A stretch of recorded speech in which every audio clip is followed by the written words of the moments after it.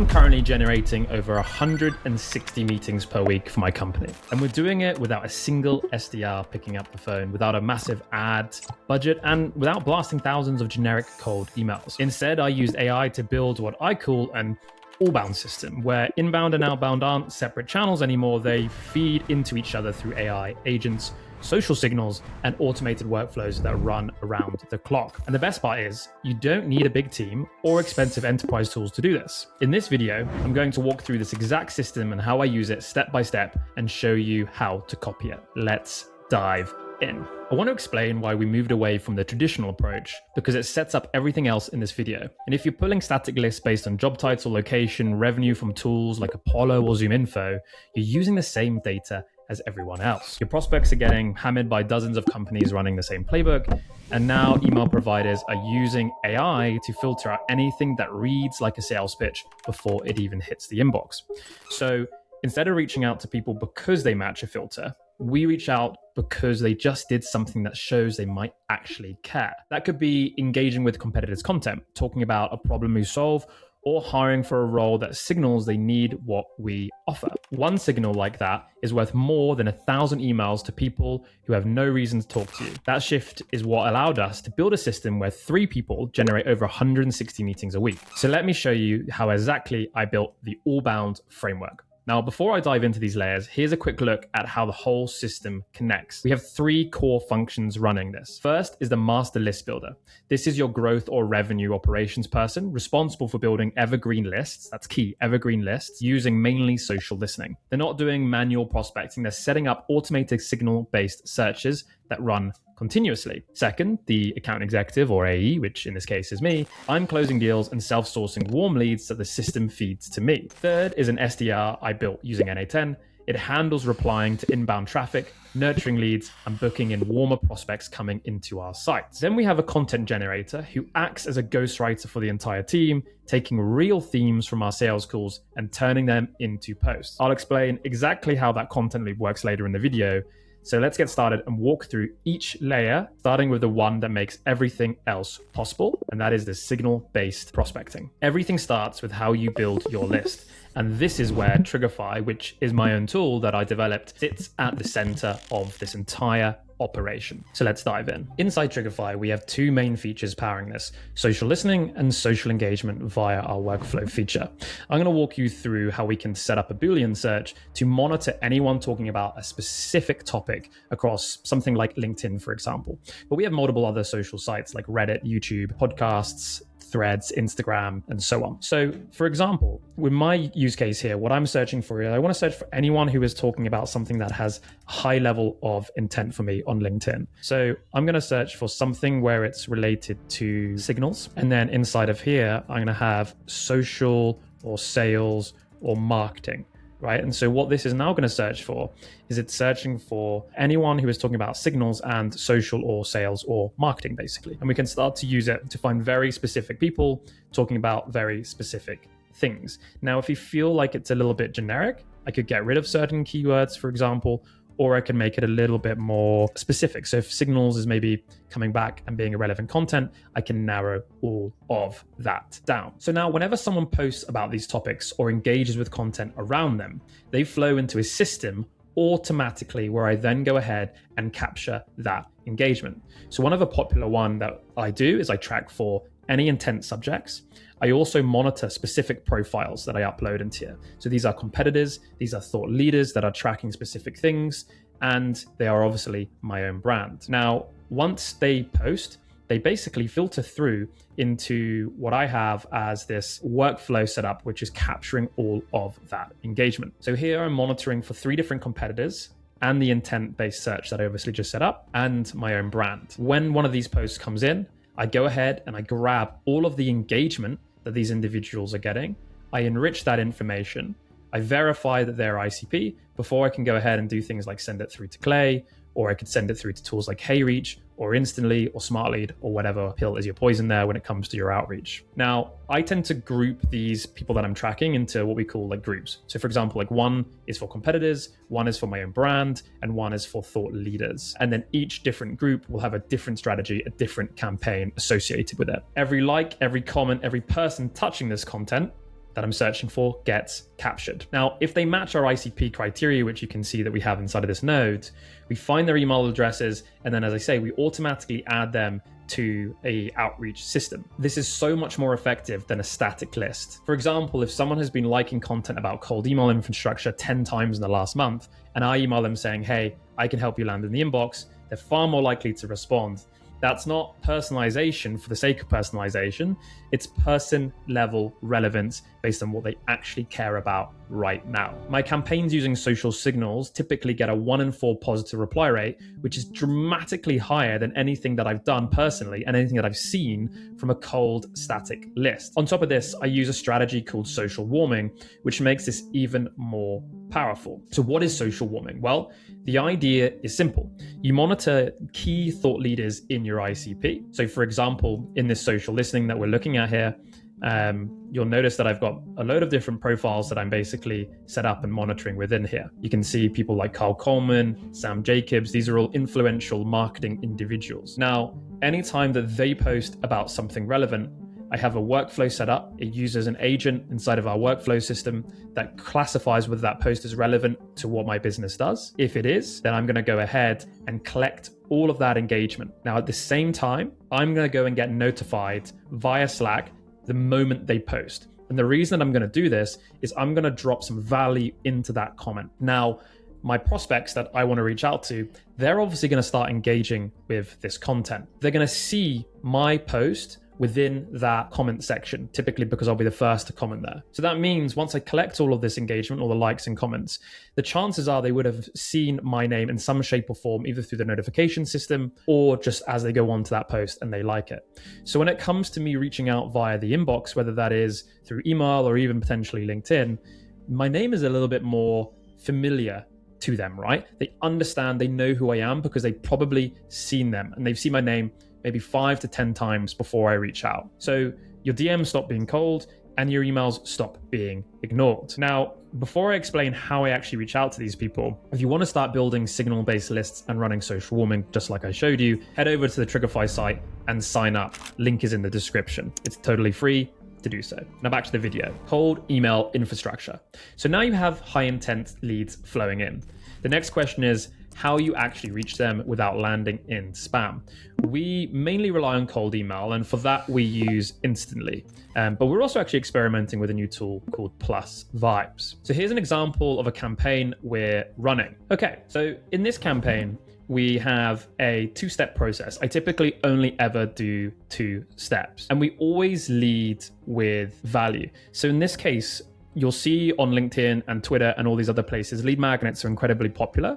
We actually take that philosophy and dial it through into our cold email campaigns. So in this case, we have a system set up where people are engaging with content around LinkedIn, content building. They're engaging with content around like LinkedIn automation tools. So again, it's really, really relevant because these people will have a direct interest in understanding how they could get a 30% reply rate through their LinkedIn campaigns and engagement data, right? And so we turn this interest into a lead magnet and say, hey, do you want me to send across this lead magnet that I have, which has a bunch of CTAs like wrapped inside of that lead magnet itself, which will start to act as a lead gen driver. So we go quite soft with this approach. And this is what gets us a really, really good success as a result. Now, when it comes to infrastructure, we tend to use multiple different tools. One of the popular ones that we've recently started using is Maildoso to spin up inboxes across Google Workspace and custom SMTP. Now, the reason I chose Maildoso is they have an official partnership with Google, so they aren't shady accounts. At any time, we're running 50 to 100 inboxes. The sending rules are conservative by design, and that's exactly why, in my opinion, they work. So first things first, with emails, we only send as plain text, no HTML at all. We remove all links associated in at least that first email as well. Personalization, I'm actually anti-personalization a lot of the time because as long as you're reaching out with relevance, that is enough personalization for what you need. From a limitation on the amount of emails that we're sending per day, we limit it down to 20 per inbox per domain. Again, that's really, really aggressive with the limitation, but it works by design. We don't have to rotate the inboxes all the time, and it keeps our cost on email infrastructure down. Now, you'll also notice that we've disabled open tracking. It uses pixels that hurt deliverability, so we've turned it off entirely. I know this sounds boring, and that's the point. If you get it right, if you get the basics right, you don't need hacks, and every email gets validated before it goes out. This step is non-negotiable. We actually use Lead Magic for enrichment and validation. Let me actually show you the clay table that we have running on one of these campaigns. Okay, so here we have a clay table. This is all of my engagement. You can see there's about just over 8,000 records coming in here. Everything comes in through from a Lead Magic perspective. We validate it through Lead Magic as well. We always use bounce bound as well as an additional verification process. We don't run massive waterfall approaches or anything like that. Typically, we keep it predominantly to Lead Magnet and Prosper, as you can see there. Bad emails equals burned domains. And if you can't run successful campaign, well, like you literally can't run a successful campaign with burned domains. So got to get the email infrastructure right. Otherwise, everything else that you're doing is kind of mute. Now, onto layer 3. This is the content loop, and I think probably one of the coolest parts. Now, here is where the system starts feeding itself. And this is where it turns a one-time campaign into an evergreen machine. For people who don't know, evergreen basically just means it's continuously running. Once you set it up, away it goes. Most people treat content and sales as completely separate. We connect them into a loop where each one feeds the other, and it starts to make everything better. The more sales calls we do, the better our content strategy gets, the better our outbound gets, and so on and so on. So for us, it all starts with the demos. Here, we actually use a tool called Fireflies. Every demo the team makes is automatically transcribed through Fireflies and then hooked up to G Sheets, which in turn, that G Sheets is then hooked up to anything that we use, Claude, Anthropic, whatever it is. So as you can see, once a meeting takes place, we go ahead, we grab the transcript, and then we add it into a G Sheets. Now we're automatically storing all this information for knowledge repositories and so on and so on. You can use an MCP and connect straight into Fireflies as well. I just like having all of this data stored in a local spot, basically, for me. So for each call, we pull every single question that's being asked, and we store them obviously inside of the G Sheet. AI then analyzes these questions and converts them into content themes based on the FAQs our prospects are typically asking. Now, this solves the biggest problem every founder and sales team has with content, which is not knowing what to post and that kind of fear of just sitting there working out what will do well. Instead of staring at a blank page or posting corporate nonsense, which is just garbage that nobody ever engages with, every post is based on a real question a real prospect has actually asked in a real conversation. Our content generator then takes these themes and turns them into 4 posts a week, which gets spread evenly across the team. Everyone at Trigify is tasked with posting 2 to 3 times per week. And here's where the loop closes. All of the engagement from these individuals that are posting in my team is then tracked through Trigify. The engagement is then collected. So if we head back to here and have a look, our engagement is then collected through this system that we basically built inside of Trigify. Yeah, all the engagements from this content from my team gets tracked right back through Trigify. So every like, every comment that they get from the content which we got from the calls that they were doing then gets enriched, then gets qualified. And if they match our ICP, they're added automatically to our CRM, which we use as Attio. These leads then get turned into demos. Those demos generate more content themes, and the cycle keeps going. On top of that, this content gets syndicated into blog posts through another agent I built inside of NA10. So this then runs, it basically researches all of the FAQs, as you can see here. It looks all of this information up inside of the G Sheets. It then works out what blog content it should be doing, newsletter content it should basically be doing. It then feeds it through to this research agent, which runs research on the questions that were asked. It obviously has access to the Trigify knowledge repository, and then it turns it into an actual blog and a newsletter, which I post on my Substack. And then obviously the newsletter, the blogs go onto our website. This process has meant that we've been started to be mentioned in things like Claude and OpenAI when people are searching for it. It's massively helped our SEO as a result as well. Every single thing that we're doing has an impact on everything else that we're doing. One demo conversation can fuel a full week's worth of content across multiple channels. So on to the last layer, layer 4, capturing and recirculating leads. The last piece is making sure that you're not leaking leads anywhere in the system. All of our outbound content is driving people to our socials and website. And if you're not capturing that traffic, it's wasted. On the website, you can use tools like RB2B or Vector to identify visitors at a person level. On LinkedIn, we use Trigify to capture things like profile views, obviously engagements, which I've talked a lot about. So if someone checks out my LinkedIn or checks out my website after seeing one of my posts or receiving an email, we know about it. Both of these signals are then fed back to Instantly via a subsequence. These leads then gets added to our Trigify flow and can be called by our team. And the loop keeps going. So someone who visited our website after seeing a cold email now gets a follow-up that feels warm because it is. They've already shown interest. This recirculation is what gives us more meetings than we can handle with only 3 people. Every channel reinforces the next channel. Outbound drives attention, content builds trust, engagement creates signals, and the signals feed back into an outbound. The AI agents tying it all together, running these systems, you need a team of 10 to 15 people. The reason we do it with 3 is because of AI agents I built using NA10, Claude Code, OpenClaw, and so on. First is the AI SDR. So when someone comes onto our site or responds to an email, the AI SDR handles the initial conversation and it books warm leads directly into our calendar. And as you can see here, it's doing a lot of different things through the different inputs that it comes in via the webhooks, right? And that's coming in from the website and so on. It handles all of the cross correlation with communication. It updates everything. And yeah, really the idea of this is basically to get meetings just landing in our inbox. So the next is what we have, I call as like my Master Chief. This is my AI sales call prep agent. So let me show you this here, Master Chief Call Research. Inside of here, this basically anytime I have a calendar or a meeting, which is booked through that AI SDR, they then basically go and look up the individual. They analyze, they're like a business analyst, they're a website analyst, and they also generate a Trigify use case. So then added to my Attio and obviously a Slack notification, I effectively get this full brief on how and why they should be using Trigify, who they are, and why that they probably have generated interest with us. So every 15 minutes, this workflow polls my calendar for upcoming meetings, and then Master Chief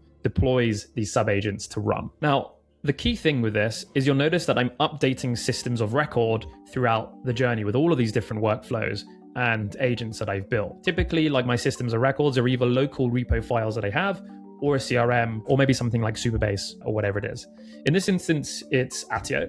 So we're adding notes to these records. The reason that we're doing that is we don't want research to run twice. I only ever want it to run once. No wasted API calls, no wasted token spend that I'm basically doing. Before this, I was showing up to 50K deals completely unprepared because my calendar looks like Tetris. Now I walk into every call knowing exactly more about the business than maybe even they do as well. Third is an AI content generation agent. As we can see here inside of the Trigify platform, I have a completely built workflow system that is using social data to generate ideas for me. I set up a Trigify to monitor social listening keywords, and whenever something trends in our industry, the system picks it up every morning at 9 a.m. I then get a Slack notification with 3 content ideas ready to go. This keeps us consistently up to date without spending hours thinking of content ideas, on top of the fact that we're generating content with our sales calls as well. So there's no excuse for my team not to be generating content. And obviously, as I've explained, the more content we generated, the more this whole flywheel begins. So if you want to start building like this kind of system for yourself, the first step is getting across to the social signal data that makes it all work. To do that, click the first link in the description, head over to Trigify and sign up. You can start tracking engagement, monitoring thought leaders, and building signal-based lists right away. Again, the link is in the description, so go click on that. And if you want to learn more about how to use AI for marketing, then watch this video next.